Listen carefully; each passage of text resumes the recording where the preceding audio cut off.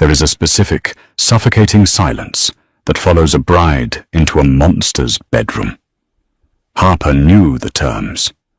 She wore the white silk, stood before the priest, and signed her life over to a ruthless syndicate boss to wipe her brother's debt. It was a clean, brutal transaction, until the heavy oak door clicked shut and he bypassed the unmade bed, entirely reaching instead for the worn leather notebook buried at the bottom of her suitcase. Her secret diary. The bridal suite smelled of hairspray, expensive lilies, and cold sweat. Harper sat rigid in front of the vanity mirror.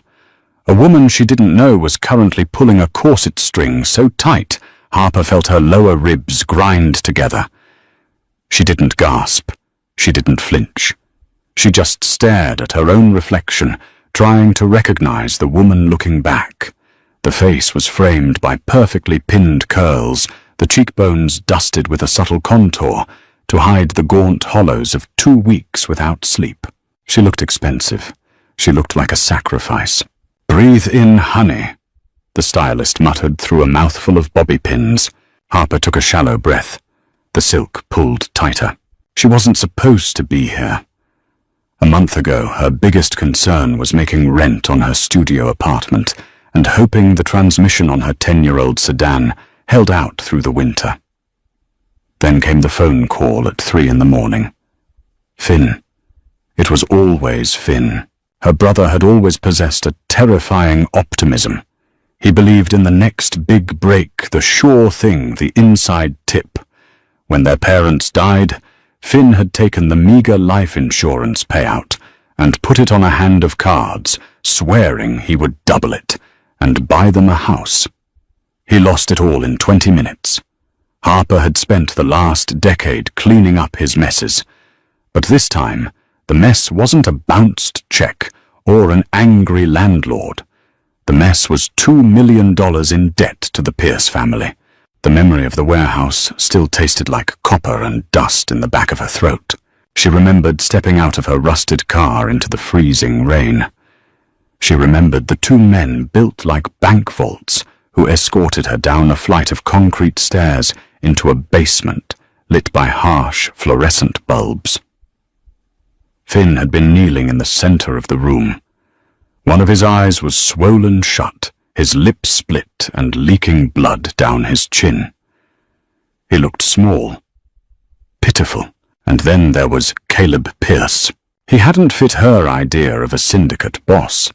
There was no flashy jewelry, no pinstripe suit, no cigar. Caleb had been sitting in a metal folding chair in the shadows, wearing a plain black sweater and dark trousers. He looked like an architect, or perhaps a bored academic, until you looked at his eyes. They were the color of wet slate, utterly devoid of warmth or hesitation. "He owes me," Caleb had said. His voice was quiet. It didn't bounce off the concrete walls. It seemed to absorb all the sound in the room. "People who owe me do not get to breathe my air for free." Harper had stepped in front of Finn. She hadn't thought about it. It was muscle memory. Protect the idiot brother. "I'll pay it." Caleb had actually laughed. A short, dry sound. "You make $40,000 a year at a logistics firm. You couldn't pay the interest on this debt in 3 lifetimes. "Then take me." The words had spilled out. She didn't know what they meant. Servitude trafficking. She just knew she couldn't watch them put a bullet in Finn's head. Caleb had stood up. He walked slowly around her, evaluating her like a piece of livestock. "I don't deal in flesh, Miss Harper, but I do need a wife.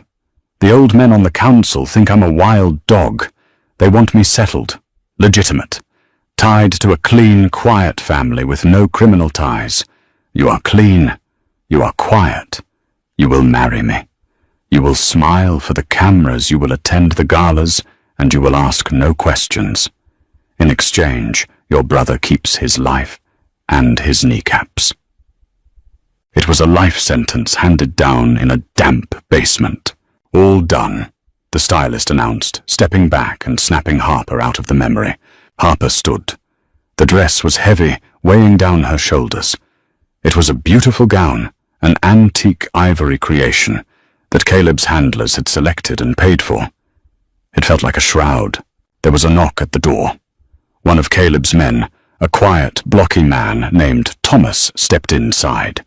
He didn't look at her face. He looked at the floor. "It's time, ma'am. The car is downstairs." Harper picked up her bouquet of white orchids. The stems were wrapped in ribbon. Her fingers dug into the fabric, seeking something solid in a day that felt entirely unmoored. "I'm ready," she said. It was the biggest lie she had ever told. St. Jude's Cathedral was vast and freezing. The stained glass windows cast fractured blood-red and bruise-blue light across the marble floor. Harper stood in the vestibule, listening to the muffled swell of the pipe organ. There was no bridal party. There were no giggling bridesmaids to hold her train, no proud father to walk her down the aisle. Her father was dead, and Finn, who had caused all of this, was currently sitting somewhere in the third row, forbidden from standing beside her. Caleb had made that clear. Finn was the reason for the transaction, not a participant in the ceremony. The heavy oak doors swung open. The organ music swelled into a deafening roar. Harper stepped forward. The walk down the aisle took exactly 2 minutes, but it felt like trudging through deep water. She kept her eyes locked, dead ahead. She refused to look at the pews. She knew what was sitting there. She could feel the collective weight of their stares. Politicians with slick hair, police captains who turned a blind eye, capos with calloused knuckles, and wives draped in diamonds paid for by extortion and blood. It was an audience of predators, and she was the fresh meat. At the end of the long red carpet stood Caleb. He wore a bespoke charcoal suit that fit his broad shoulders flawlessly. He didn't fidget. He watched her approach with that same unnerving, slate-eyed stillness she remembered from the basement. He didn't look like a groom awaiting his bride. He looked like a king assessing a newly conquered territory. When she finally reached the altar, she stopped. Her hands were shaking slightly. She hated herself for it. Caleb reached out. He took her left hand. His skin was warm, dry, and distinctly rough along the edges of his fingers. He didn't squeeze her hand for reassurance. He simply held it in a firm, inescapable grip. The priest began to speak. Harper barely heard a word. The Latin phrases blurred into a monotonous hum. She stared at the priest's collar, noticing how his Adam's apple bobbed nervously. Even the church was afraid of Caleb Pierce. "Do you, Harper, take this man?" The pause hung in the cold air. The silence in the cathedral was absolute. Harper felt a sudden frantic urge to bolt, to hike up the heavy ivory silk turnaround and run out into the November cold. Let them have Finn. Let them do whatever they wanted. Why was she paying for his sins? Why was she standing in a freezing church, binding herself to a killer, because her brother couldn't walk past a roulette wheel? Caleb's thumb moved, pressing hard into the back of her hand. A warning. She swallowed the bile rising in her throat. "I do. And do you, Caleb?" "I do," he said. His voice was even resonant and utterly empty of emotion. The rings were exchanged. The cold platinum slid over her knuckle, feeling heavier than it looked. "You may kiss the bride." Harper went entirely still. They had never touched beyond a handshake in the basement and the grip at the altar. Caleb turned to her. He stepped into her personal space, blocking out the red light of the stained glass. He reached up his large hand, cupping the side of her jaw. His thumb brushed just below her ear, feeling the frantic, rabbit-like flutter of her pulse. He leaned in. He didn't close his eyes, and neither did she. Their lips met. It was dry, brief, and carried the faint scent of black coffee and mint. There was no passion in it. It was a stamp, a seal on a contract. When he pulled back, He leaned down just enough so his mouth was beside her ear. "Smile," he murmured, his breath ghosting over her skin. "They need to believe you actually want to be here." Harper turned to face the congregation. She stretched her lips into a tight, brittle curve. The reception was held in a private ballroom at a hotel Caleb owned downtown. It was a blur of crystal flutes, popping champagne and prime rib that tasted like wet cardboard in Harper's mouth. People approached their table in a steady stream. Men with broken noses and $100 haircuts offered congratulations. Wives with tight faces and expensive cheekbones kissed the air near Harper's cheeks. Harper played her part. She nodded. She offered polite, empty thanks. Beside her, Caleb held court. He was master of the room, dispensing nods and brief words of approval. He barely looked at her yet. She was hyper-aware of his presence. She noticed how he never put his back to a door. She noticed how he drank water from a rocks glass, making it look like vodka, never letting his mind dull. Across the room she finally caught sight of Finn. He was standing near the ice sculpture, looking rumpled in a rented tuxedo. He caught her eye. He looked miserable. He mouthed the words, "I'm sorry." Harper looked away. She felt nothing for him in that moment. The reservoir of her sisterly devotion had finally run dry, leaving only a cold, hard resentment. She picked up her champagne and drained it in one long swallow. The night dragged on. The music played. The debt was paid, and the reality of what she had done began to settle over her like concrete. It was past midnight when they finally rode the private elevator up to the penthouse. The silence between them was thick, vibrating with the exhaustion of the day and the looming dread of the night. Harper stood in the corner of the elevator cab, keeping as much physical distance between herself and Caleb as the steel box allowed. She watched the floor numbers tick upward. 60, 61, 62. The door slid open with a soft chime. The penthouse was vast, minimalist, and devoid of personality. Floor-to-ceiling windows offered a sweeping panoramic view of the city skyline. It was a beautiful cage. "Your things were brought up earlier," Caleb said, breaking the silence. He didn't look back as he walked into the center of the living room, stripping off his suit jacket and tossing it over the back of a stark white leather sofa. "The bedroom is down the hall on the left. The ensuite has whatever you need to take that armor off." Harper didn't wait for a second invitation. She walked quickly down the hall, her heels sinking into the plush carpet. The master bedroom was huge, dominated by a king-sized bed with dark grey linens. Her two modest suitcases were sitting awkwardly at the foot of the bed. She locked the bedroom door behind her, a futile gesture, given whose house she was in. But she needed the illusion of a barrier. She struggled out of the dress. It took her 10 minutes to blindly navigate the row of tiny pearl buttons running down her spine. When the heavy silk finally pooled around her feet, she stepped out of it, shivering in the cool, air-conditioned air. She pulled on a pair of oversized sweatpants and a worn grey t-shirt she had packed at the last minute. She didn't care about looking the part of a blushing bride. She was exhausted. She knelt by her suitcase and unzipped the front pocket. Her fingers found the familiar cracked leather cover of her notebook. She pulled it out. It was a cheap thing bought at a drugstore years ago, but it was the only piece of real estate in the world that belonged entirely to her. For years she had used it to document the slow, agonizing descent of her life. She wrote to keep from screaming. She wrote to process the anxiety of waiting for Finn's late-night calls. But over the last month, the diary had changed. It had stopped being a repository for fear and had become a ledger of survival. She sat on the edge of the large bed, grabbed a pen from the bedside table, and opened to a blank page. The house was dead quiet. She needed to ground herself. She wrote quickly, her handwriting sharp and jagged. "The wedding is done. I am legally bound to a ghost. He doesn't smile. He doesn't drink alcohol. I watched him at the reception. He favors his left leg when he stands up from a chair, an old injury.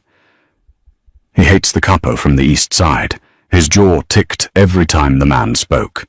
He is meticulous. He is observant. But he is arrogant.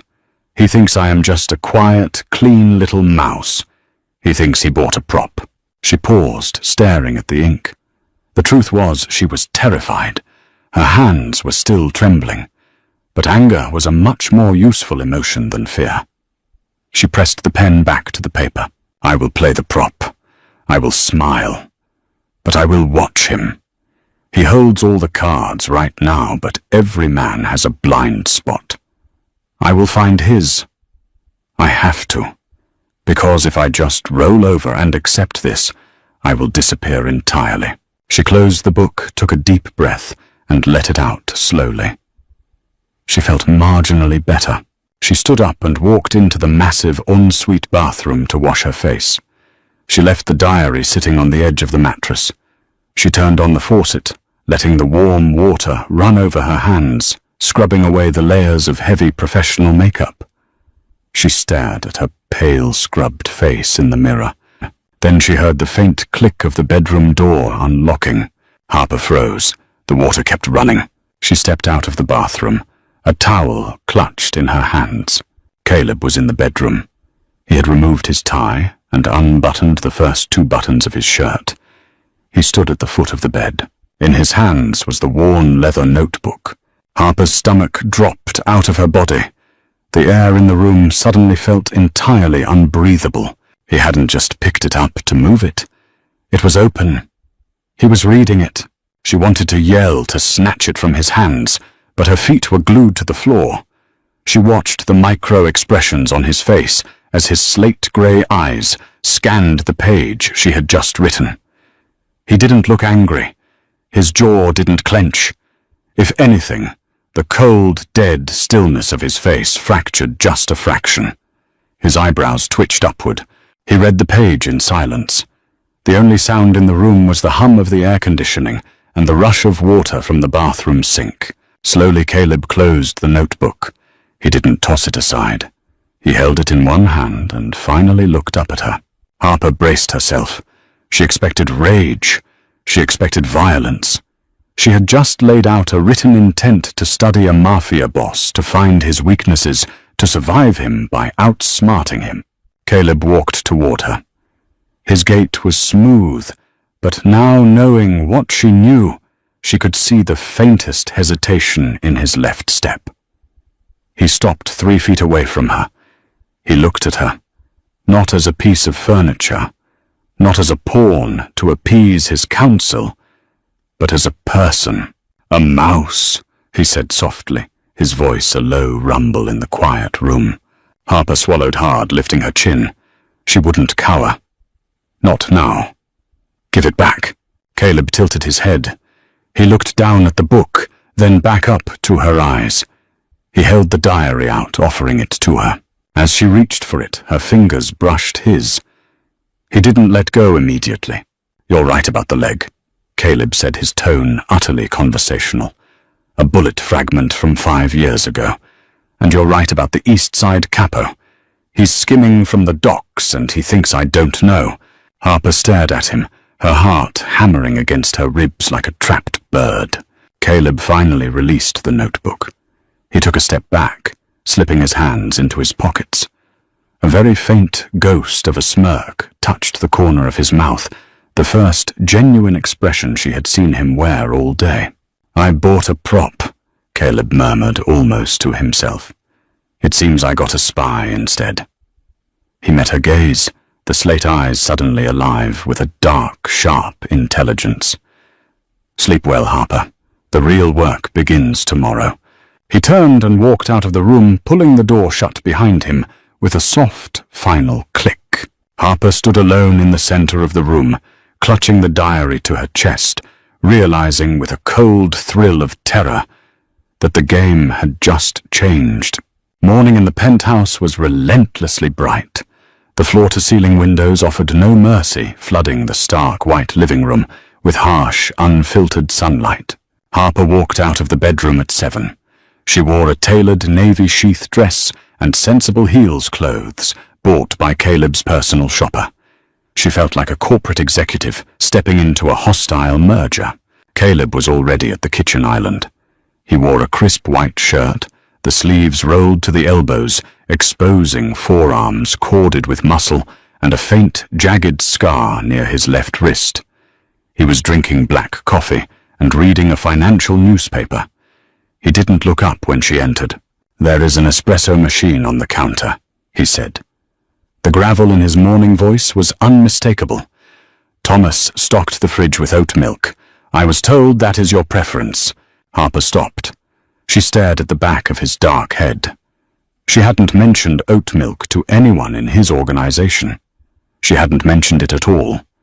"He did a background check on my groceries." She walked to the machine, her heels clicking loud against the polished concrete floor. She made a coffee in silence.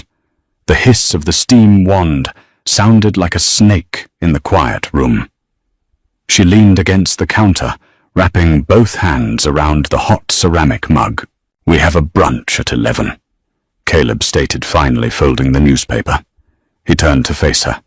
In the daylight, his slate eyes were piercing, evaluating her from the neat chignon at the nape of her neck to the hem of her dress. "A charity function for the Children's Hospital. The entire council will be there, including Arthur Gable." The East Side capo, the one from her diary. Harper gripped her mug tighter. She waited for him to bring up last night, to mock her, to establish dominance. He did none of those things. Instead, he reached into his briefcase, resting on the stool next to him, and pulled out a manila folder. He slid it across the marble island. "If you are going to study my enemies, you should at least have accurate data," Caleb said dryly. Harper blinked.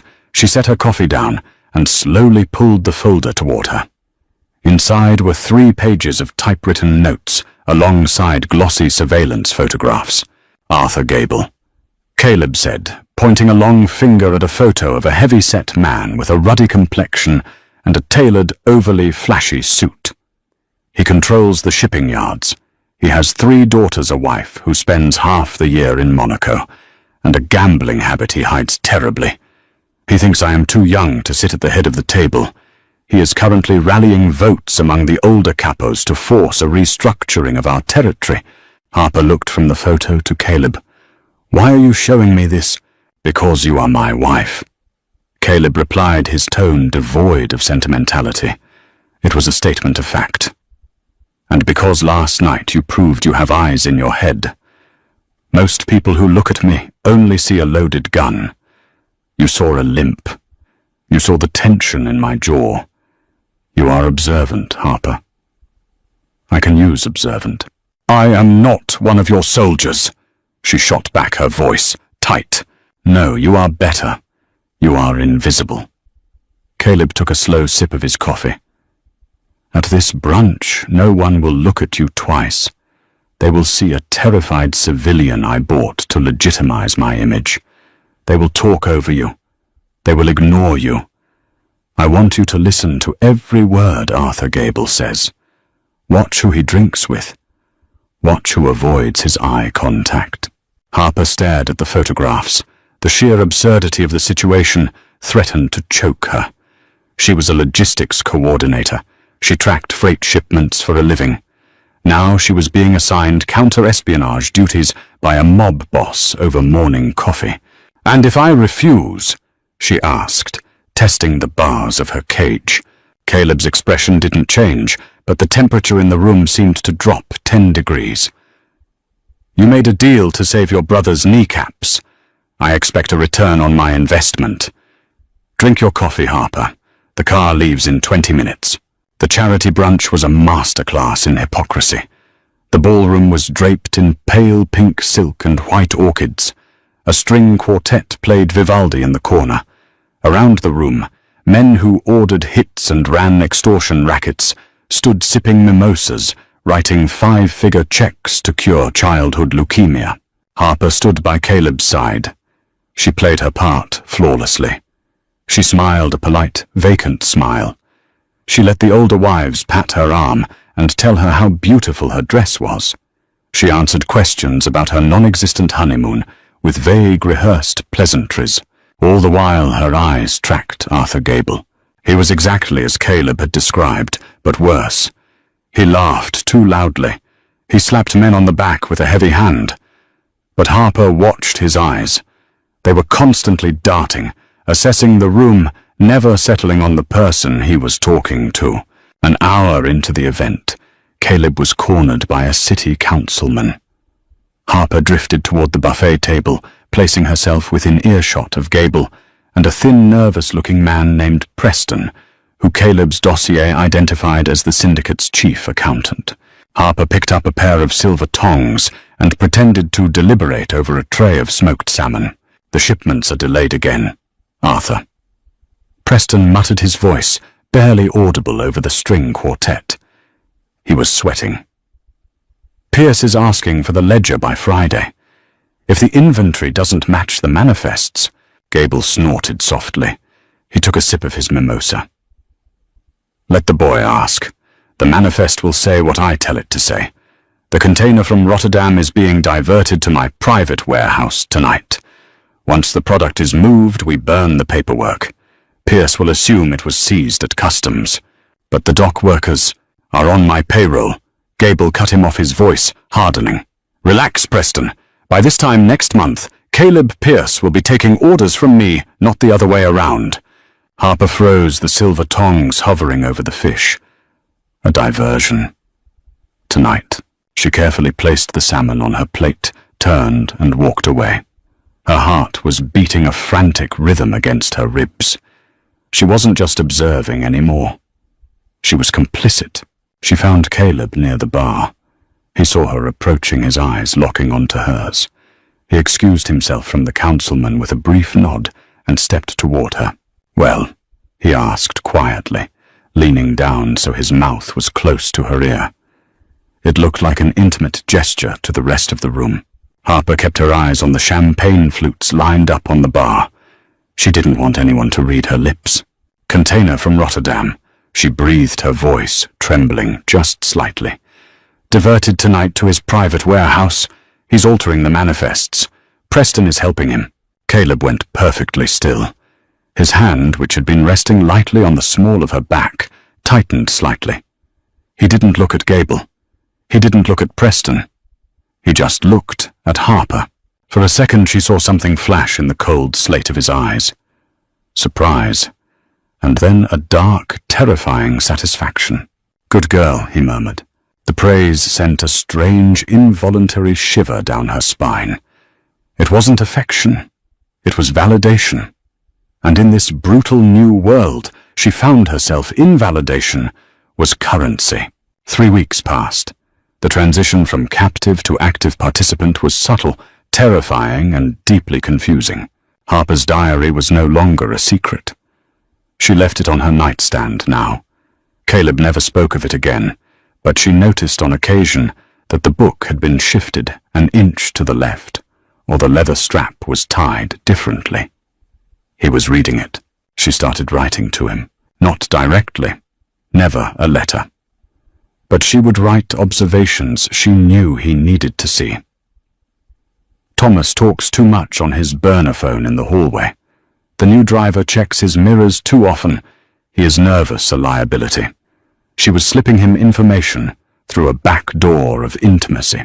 In return, Caleb gave her space. He didn't demand she share a bed with him. He slept in the guest room, leaving her the master suite. They operated like two cogs in a highly efficient, very dangerous machine. Then on a rainy Tuesday afternoon, the outside world violently crashed back in. Harper was sitting in the penthouse library, reading a biography when the building's intercom buzzed. It was the front desk.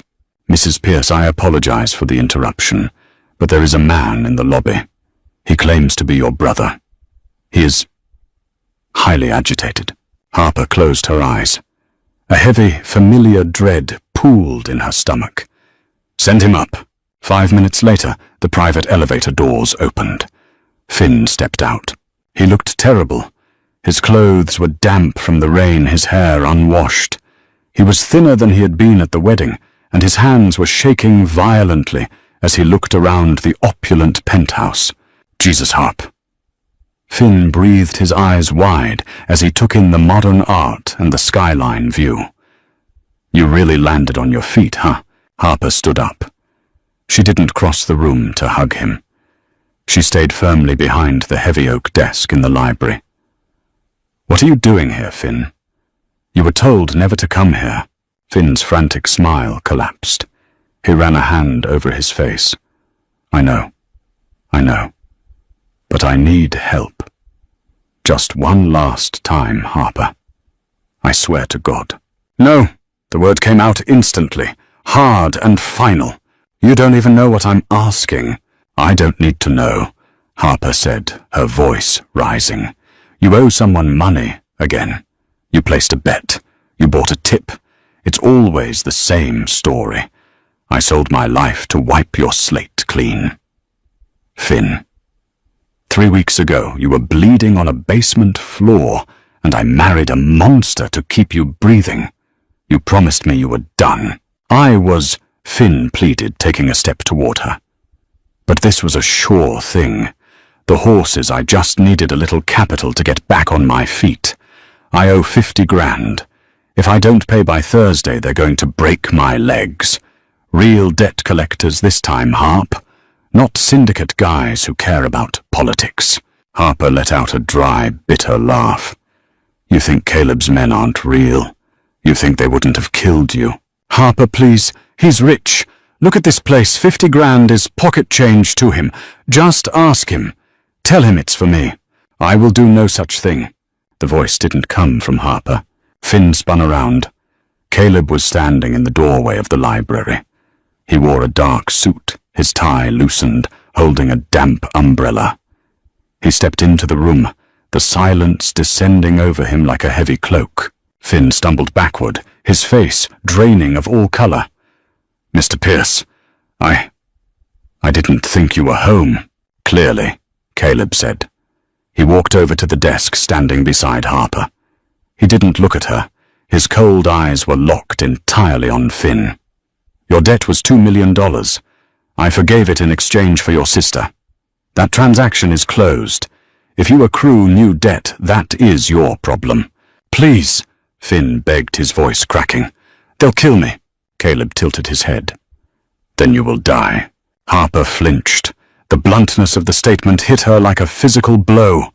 She looked at Caleb, but his profile was carved from stone. Caleb. She started, the plea forming on her lips instinctively. It was muscle memory. Protect Finn. Caleb finally turned to look at her. The slate eyes were heavy. If you ask me to pay his debt, Harper, I will do it. Because you are my wife. But understand this. If I pay it today, he will be back in a month, owing 100,000. Then 500,000. He is an addict. He is a parasite. And if you keep feeding him your blood, you will eventually bleed out. He turned back to Finn. Thomas is downstairs. He will drive you to a rehab facility in upstate New York. I have paid for a 6-month stay. You will get in the car. You will stay there for the duration. If you leave, or if you ever come within 5 miles of my wife again, I won't wait for your bookies to find you. I will handle you myself. Finn swallowed hard, his eyes darting between Caleb and Harper. He was waiting for her to intervene, to soften the blow, to give him the cash instead. Harper looked at her brother. She saw the manipulative gleam in his eye, the same one that had drained her savings account for years. She realized with a sickening clarity that Caleb was entirely right. Finn didn't love her. He loved what she could do for him. Go with Thomas, Harper said quietly. Harper, you can't. Go. Her voice cracked like a whip in the quiet room. Finn stared at her, realizing the well had finally run dry. He turned, his shoulders slumped in defeat, and walked out of the library toward the elevator. When the doors chimed and closed, the silence rushed back into the room. Harper gripped the edge of the desk, her knuckles white. She felt hollowed out. A decade of caretaking, of anxiety, of desperate love severed in a single afternoon. She started to tremble. Caleb didn't offer a platitude. He didn't offer a hug. He simply reached out and poured 2 fingers of bourbon from the decanter on the desk into a crystal glass. He slid it across the wood to her. "Drink," he ordered softly. Harper picked up the glass and swallowed the amber liquid. It burned her throat, but the heat grounded her. "It gets easier," Caleb said, looking out the window at the driving rain. "Cutting them loose. The first time feels like removing a limb without anesthesia. After a while you realize you can walk much faster without the dead weight." Harper looked at his profile, the rigid posture, the cold exterior. For the first time she wondered who Caleb had been forced to cut loose to survive this life. She wondered if the syndicate was a crown or just a very heavy collar. "Thank you," she whispered. Caleb didn't say, "You're welcome." He simply nodded, picked up his umbrella, and walked out of the room, leaving her alone with the quiet. 2 months into the marriage. The dynamic had shifted into something highly functional and deeply strange. Harper was no longer just a prop. She was Caleb's silent partner. Her intelligence on Arthur Gable's diverted shipments had allowed Caleb to intercept the product, embarrass Gable in front of the council, and quietly assert dominance without firing a single shot. But Arthur Gable was a wounded animal, and wounded animals were unpredictable. The annual syndicate gala was held in November, exactly 1 year, to the day that Caleb's father had been murdered, propelling Caleb to the head of the table. It was a mandatory attendance event, held in a private estate overlooking the harbor. Harper wore a floor-length gown of midnight blue velvet, her hair swept up in an elegant twist, a diamond necklace sitting cold against her collarbone. She looked every inch the mob wife. She stood beside Caleb in the grand dining room, nursing a glass of sparkling water. The room was heavy with the smell of cigar smoke, expensive perfume and roasting meat. "Keep your eyes open tonight," Caleb had told her in the car ride over. "Gable has been too quiet since the Rotterdam incident. He's planning something." Harper nodded, scanning the room. She spotted Gable near the grand fireplace. He was holding court with 3 other capos. He looked relaxed. Too relaxed. Dinner was announced. The long mahogany table was set for 40 people. Caleb, as the head, sat at the head of the table. Harper sat to his immediate right. Arthur Gable was seated halfway down on the left, directly in Harper's line of sight. Course after course was served by a silent, highly choreographed waitstaff. Oysters, truffle, risotto, braised veal. Harper barely touched her food. She watched Gable. He was eating heartily, laughing at jokes. But every few minutes his eyes would flick toward the arched doorway that led to the kitchens. He wasn't looking at the food coming out. He was looking at the staff. Harper narrowed her eyes. She started watching the waiters. They were all dressed in identical black vests and white shirts. They moved seamlessly. But one waiter, a tall man with sharp cheekbones and a slightly crooked nose, caught her attention.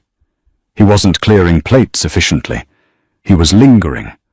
And every time he passed Gable's chair, there was a minute, almost imperceptible nod exchanged between them. The main course was cleared. The dessert course was being prepared.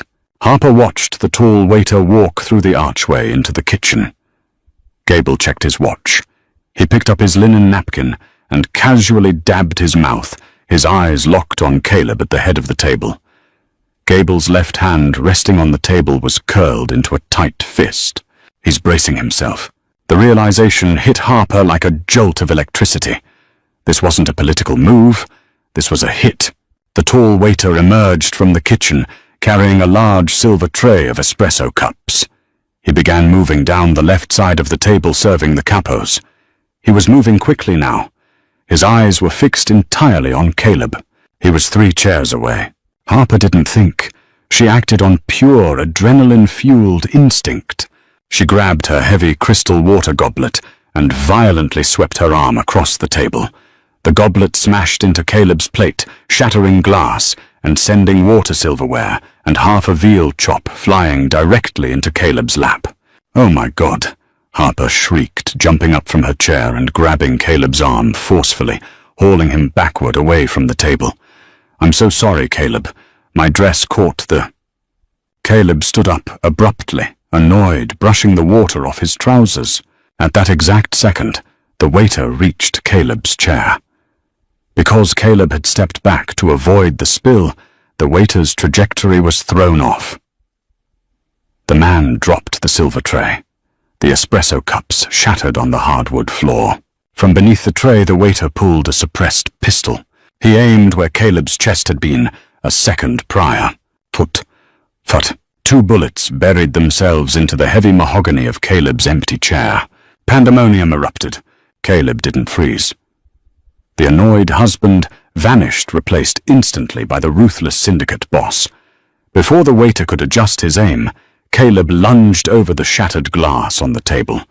He grabbed the waiter's wrist, twisting it upward with a sickening crack. The gun dropped to the floor.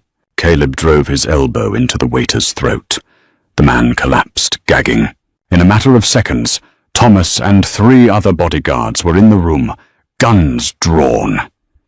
They pinned the gasping waiter to the floor. The dining room was dead silent, save for the heavy breathing of the men on the floor. The capos were frozen in their seats. Caleb stood slowly. He straightened his ruined suit jacket. He didn't look at the assassin on the floor. He turned his head slowly, his dead slate-grey eyes locking directly onto Arthur Gable. Gable was pale, his mouth slightly open, his hands trembling on the white tablecloth. His ace had missed. "Arthur," Caleb said. His voice was barely a whisper, but it carried across the silent room like a thunderclap. "It seems your hospitality has expired." Thomas hauled the waiter up by his collar and dragged him out of the room. 2 other men stepped behind Gable's chair, placing heavy hands on his shoulders. "Caleb, wait, listen to me," Gable stammered, the bravado completely gone. "Take him to the basement," Caleb ordered flatly. "We will conclude this meeting downstairs." As they dragged a screaming Arthur Gable out of the dining room, Caleb finally turned to Harper. She was standing against the wall, her velvet dress ruined with water and wine, her chest heaving. She was staring at the bullet holes in the mahogany chair. Caleb stepped over the broken glass and walked toward her. The rest of the room watched in terrified silence as the boss approached his wife. He stopped inches from her. He reached out his large, rough hand, gently gripping her chin, tilting her face up to meet his eyes. The coldness in his gaze was entirely gone. In its place was a burning, intense fire. He had realized what she had done. The spilled water wasn't an accident. She had seen the threat. She had pulled him out of the line of fire. She had saved his life. "You ruined my suit, Harper," Caleb murmured, his thumb brushing a stray drop of water from her cheek. "It was an ugly suit," she whispered back, her voice shaking violently. A dark, genuine smile, a real one, breaking the stone mask, completely pulled at the corner of Caleb's mouth. "Come with me," he said, taking her hand. His grip was tight, possessive, and electric. "It's time we went home." As they walked out of the estate, leaving the terrified council behind, Harper knew the fundamental truth of her existence had shifted. She was no longer a debt paid. She was no longer a prop. She was the woman who had just checkmated a capo and kept the king alive. And Caleb Pierce was looking at her like she was the most dangerous, intoxicating thing he had ever seen. The armored SUV smelled of ozone-damp wool and cold leather. Harper sat in the back seat, staring at the privacy partition separating them from the driver. The adrenaline that had propelled her into action at the estate was rapidly draining from her system, leaving behind a violent, bone-deep tremor. She wrapped her arms around her ribs. The ruined velvet of her gown clung uncomfortably to her legs. Caleb sat beside her. He was staring out the window at the passing streetlights, his jaw tight. He hadn't said a word since they left the dining room. He was calculating, rebuilding the chessboard in his head now that Arthur Gable was removed from the board. The silence wasn't oppressive anymore. It was heavy with unspoken gravity. When the vehicle pulled into the underground garage of their building, Caleb finally moved. He unbuttoned his ruined suit jacket, shrugging it off and tossing it onto the opposite seat. He looked at her. "Can you walk?" he asked. Harper nodded, though her knees felt like water. She reached for the door handle, but Caleb's hand shot out, covering hers. His palm was warm and rough. "Harper," he said. The gravel in his voice caught slightly. "Look at me." She turned her head. His slate eyes were intensely focused, stripping away the polished exterior she usually wore for him. "You did not hesitate," Caleb stated softly. "You saw the gun and you pulled me. You put yourself between the shooter and the target." "I panicked," she lied. Her voice was raspy. Caleb's thumb brushed over her knuckles. "Do not insult us both. You didn't panic. You calculated the trajectory, you recognized the threat, and you neutralized it using a glass of water. A seasoned enforcer would have frozen. You moved." He leaned in closer, the scent of expensive soap and gunpowder surrounding her. "Why?" Harper swallowed hard. "Because you're my husband.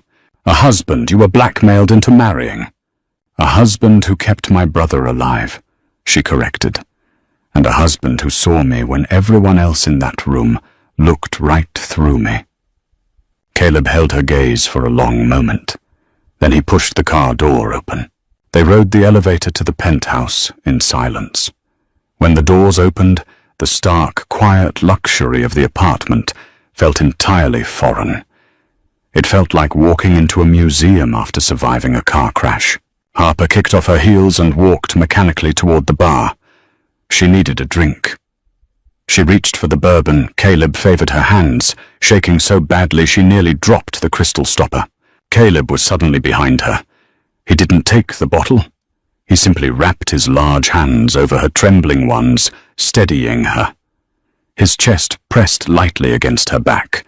The sudden, overwhelming warmth of him short-circuited the panic, threatening to pull her under. "Breathe," he ordered softly, his mouth near her ear. She inhaled sharply, dropping her head back against his shoulder. He took the bottle from her grip, poured 2 generous measures into a glass, and handed it to her. She drank it straight. It burned a path down her throat, settling the ice in her stomach. Caleb stepped around her, leaning his hips against the marble counter. He watched her, the night of our wedding.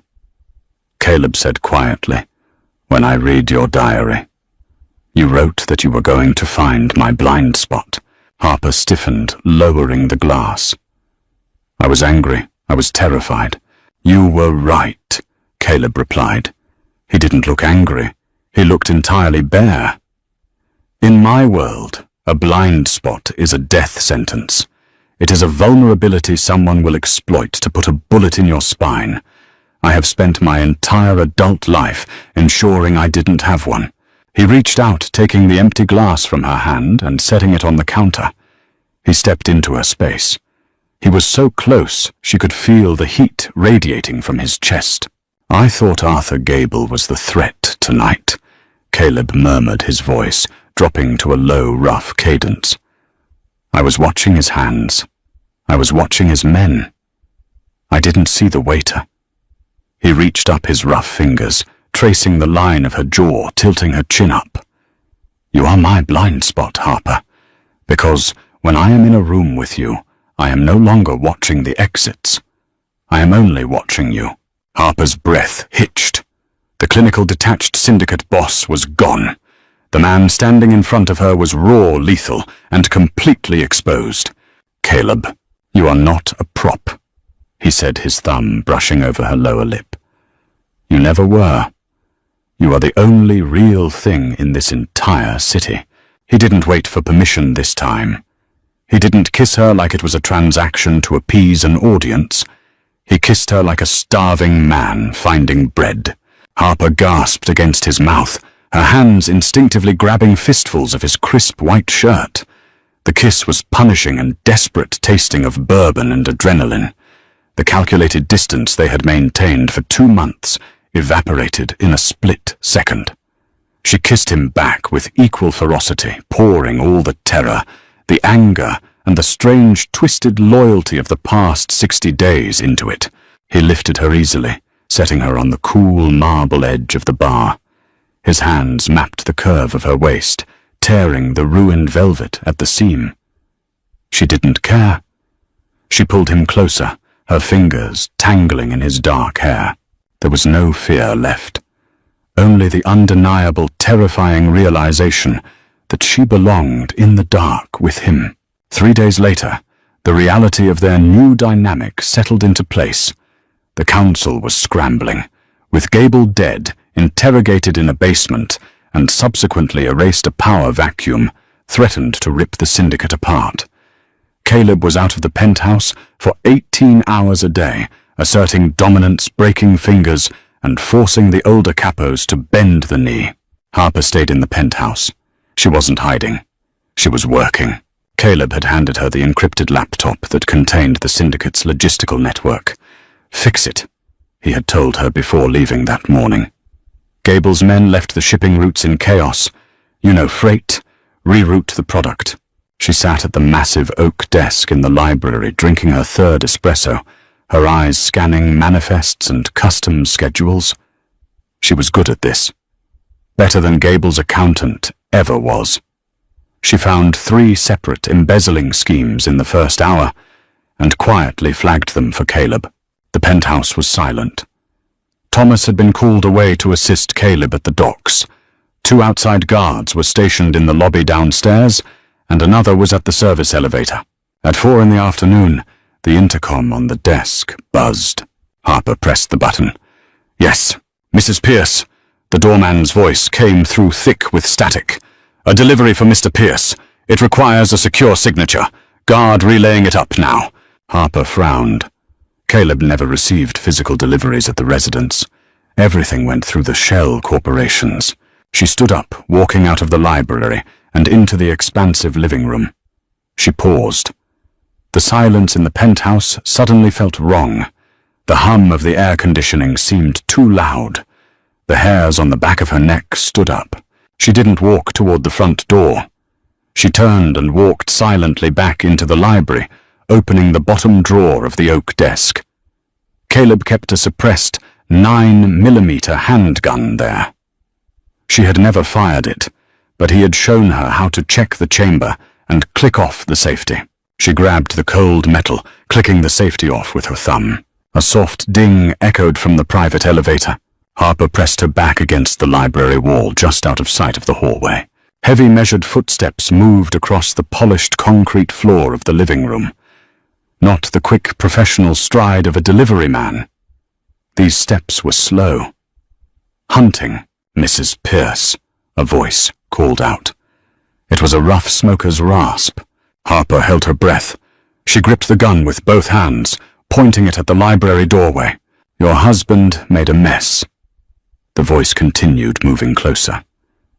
"My Uncle Arthur was a good man. You cut him down like a dog.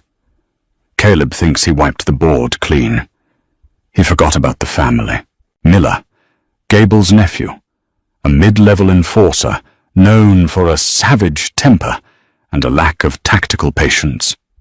He must have bypassed the lobby guards, likely paying them off or killing them. "I know you're here, sweetheart," Miller crooned. The footsteps stopped just outside the library. "Come on out. I just want to send a message to the boss. Nothing personal." Harper's heart hammered against her ribs, but her hands were completely steady. The crying, terrified woman who had stood in a basement, bargaining for her brother's life, was dead.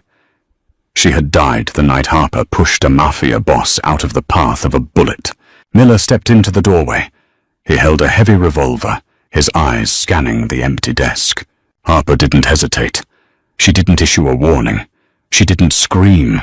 She stepped out from the wall and pulled the trigger. The suppressed gunshot made a dull thwip sound. The bullet caught Miller in the right shoulder. The impact spun him violently, his revolver discharging into the ceiling, raining plaster down on the rug. Miller let out a wet, guttural scream, dropping his gun. He fell to his knees, clutching his shoulder blood, instantly soaking through his leather jacket. Harper kept her gun raised, aiming directly at his chest. She stepped forward, her bare feet silent on the hardwood floor. She kicked his dropped revolver across the room, out of reach. Miller looked up at her, his face pale shock overriding the pain. He expected a weeping civilian. He found a woman with dead, focused eyes, pointing a gun at his heart. "You're making a mess on my rug," Harper said flatly. Miller gritted his teeth, spitting a wad of bloody saliva onto the floor. "You're a dead woman. The council won't let Caleb hold the seat, not after what he did to Arthur." "The council will do exactly what they are told," Harper replied, "because if they don't, I will personally audit their shipping manifests and hand the discrepancies to the feds. Your uncle was a thief and an idiot. You are just an idiot." The sound of the front door slamming open echoed through the penthouse. Heavy, rapid footsteps tore down the hallway. Caleb appeared in the doorway of the library, Thomas right behind him. Caleb's gun was drawn, his face a mask of absolute terrifying violence. He had realized the lobby guards were compromised. He had expected to find his wife dead. Instead, he found Harper holding a bleeding enforcer at gunpoint. Caleb froze. He looked at Miller kneeling on the floor. Then he looked at Harper. She didn't lower the gun. She kept her eyes on Miller. "He bypassed the lobby," she told Caleb, her voice entirely calm. "He's Arthur's nephew. He wanted to send a message." Caleb slowly lowered his weapon. The murderous panic in his slate eyes faded, replaced by something much darker, much deeper. Pride. Absolute, unadulterated awe. He walked over to Miller. He didn't say a word. He raised his heavy boot and kicked the man squarely in the jaw. Miller collapsed onto the rug, unconscious. "Clean this up," Caleb ordered Thomas, not taking his eyes off Harper. Thomas nodded, dragging the bleeding man out of the room by his collar. When they were alone, Caleb stepped toward her. He reached out and gently took the gun from her rigid grip. He engaged the safety and tossed it onto the desk. "Are you hurt?" he asked, his voice a low rumble. "No." Harper let out a long, shaky breath, the adrenaline finally breaking. But he ruined the rug. Caleb pulled her into his chest. He buried his face in her neck, inhaling deeply. His arms wrapped around her like iron bands. "I will buy you 100 rugs. I will burn the city down to keep you safe." Harper wrapped her arms around his waist, pressing her ear to his chest. She could hear his heart pounding, a frantic, irregular beat that betrayed the stone-cold exterior he projected to the world. "I can keep myself safe," she whispered against his shirt. "But I prefer it when you do it." Caleb pulled back just enough to look at her. The ghost of a smile touched his lips. "My violent, brilliant wife. You are going to be the absolute ruin of this syndicate." "No," Harper corrected him, reaching up to adjust the lapel of his suit. "I'm going to be its salvation. Now go wash your hands. We have 3 embezzlers on the council to deal with before dinner." 6 months later, the air in the private dining room of Caleb's flagship restaurant was thick with tension, but it was a controlled, submissive tension. The remaining members of the council sat around the long oval table. They were quieter now. They drank less. They listened more. Caleb sat at the head of the table. He wore a sharp black suit, his presence dominating the room without him having to raise his voice. He was undisputed. The power vacuum left by Arthur Gable had been filled with concrete. Anyone who had questioned Caleb's authority had quietly, permanently disappeared. But the real shift in the dynamic wasn't at the head of the table. It was to his right. Harper sat beside him. She wore a tailored crimson blazer, her hair pulled back in a severe, elegant knot. She wasn't an accessory. She was the architect. Spread out in front of her were 3 leather-bound ledgers. "The eastern ports are bleeding revenue," Harper stated. Her voice was clear, cutting through the low murmur of the men in the room. She didn't look at Caleb for permission to speak. She looked directly at a nervous capo named Moretti. "Customs delays don't account for a 20% drop in volume, Moretti." "Mismanagement does." Moretti wiped sweat from his brow. He looked at Caleb, hoping for a reprieve. Caleb simply took a sip of his water, his slate eyes dead and unreadable. He was letting her handle it. "I've restructured the routes," Harper continued, sliding a folder across the table toward Moretti. "You will use the new logistics firm I've outlined here. If the volume doesn't correct itself by the end of the quarter, you will be replaced. Is that understood?" Moretti swallowed hard. "Understood, Mrs. Pierce." The meeting concluded an hour later. The capos filed out quickly, eager to escape the suffocating gravity of the couple at the head of the table. When the door clicked shut, leaving them alone, Caleb leaned back in his chair. He turned his head to look at her. The cold mechanical mask he wore for the men melted away instantly. "You were hard on Moretti." Caleb noted a faint smirk playing on his lips. "He's lazy," Harper replied, stacking the ledgers neatly. "Lazy men make mistakes. Mistakes get people killed." Caleb stood up. He walked around the back of her chair, resting his hands heavily on her shoulders. He leaned down, pressing a kiss to the curve of her neck. "You terrify them. More than I do." "Good," she murmured, leaning back into his touch. They rode the car back to the penthouse in a comfortable, intimate silence. The city lights blurred past the tinted windows. Harper rested her head on Caleb's shoulder, his arm wrapped firmly around her waist. When they walked into the bedroom, Harper kicked off her heels and unbuttoned her blazer. The room was warm, the heavy curtains drawn against the city glare.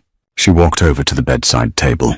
Her worn, leather-bound diary was sitting there. She didn't hide it anymore.